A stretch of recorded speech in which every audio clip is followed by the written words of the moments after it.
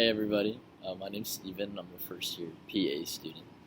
I'm here at my school today, getting a video in while I study for my ortho exam on Monday. But today I am going to talk to you about studying before PA school. It's a big question, right? Something that everybody wants to know. So let's get to it. Before I get started, go ahead and subscribe and like this video so that you can get videos in the future and more people can listen to my videos for pre-PA advice. So let's talk about it.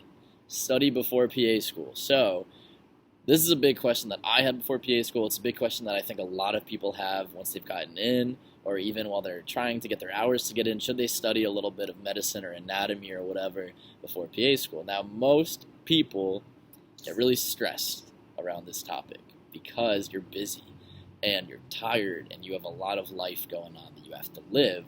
So the idea of adding studying to that regimen sounds like a lot, but let me tell you why my answer as to why you should study. I'll wait for the motorcycle to drive by. As to why you should study for PA school is a resounding yes, you should.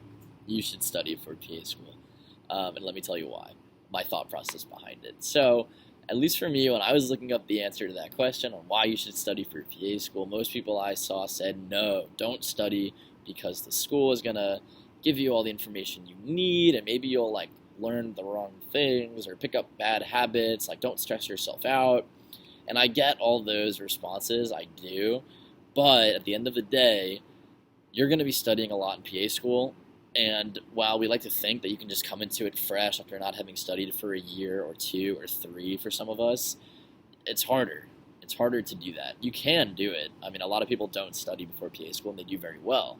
But you do better if you study and you're a little bit familiar with medicine and with anatomy. So let me kind of get into the things that I want to talk about. Number one, studying for PA school gets you back into the habit of studying. So for me, when I was in my gap year, I worked as a nursing assistant, actually in the hospital right over there. You can't really see it, but it's right there.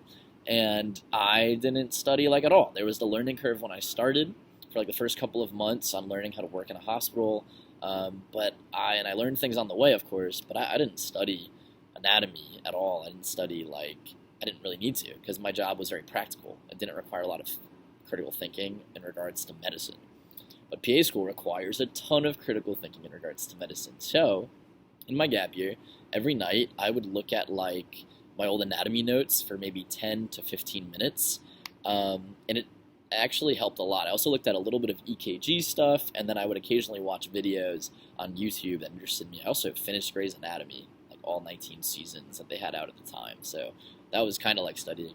But when I got to school, and one of our first sections that we had was anatomy, and we had a histology section, and I had been over that in my anatomy notes before I started school, and I really felt good for that part, and everyone else was kind of stressed about it. But I felt great. I didn't even need to study it, and I did well on that section. So it gets you back into the habit, right? Most of us aren't studying during our gap year. For some of us, it's been a while since we've studied for classes. So it gets you back into that habit, and that's important. Number two, it helps you become familiar with medical terminology and anatomy again for your classes. So one thing I did too was I watched a video series, and I'll find it. It's on YouTube, and I'll post it below, on medical terminology, just the roots and suffixes used for medical terms, right? So that was really important for me, because when I was going through anatomy again, and when I was going through our radiology section in the summer, there was a lot of medical terms that I wouldn't have known at all if it wasn't for being watching those videos during my gap year.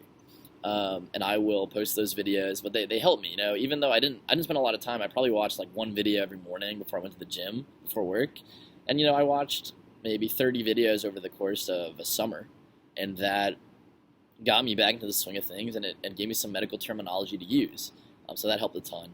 And then my last little tip is that don't do too much. Don't stress out about this. Just like anything else in PA school, your mental health and your life are more important.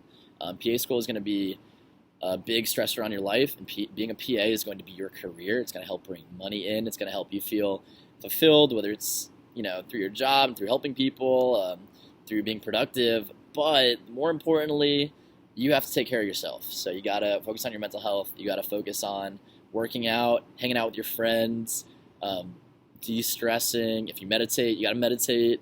watching TV every now and then, like relaxing, right? So that's important too. So watch a Khan Academy video every now and then. They have a good physiology section with like a ton of videos. You can watch a few of those every now and then. Listen to a podcast about medicine while you're cooking or while you're on a walk or while you're in the car. Just like low impact stuff. You don't want to overstress it because it will stress you out if you do too much. But it's important that you do a little bit, in my opinion. So once again, I'm Steven. I'm a first-year PA student. If you like this video, like I said earlier, go ahead and like it. Subscribe for more videos. If you have any questions, leave a comment below, and I'll get to them as soon as I can. Thank you for watching.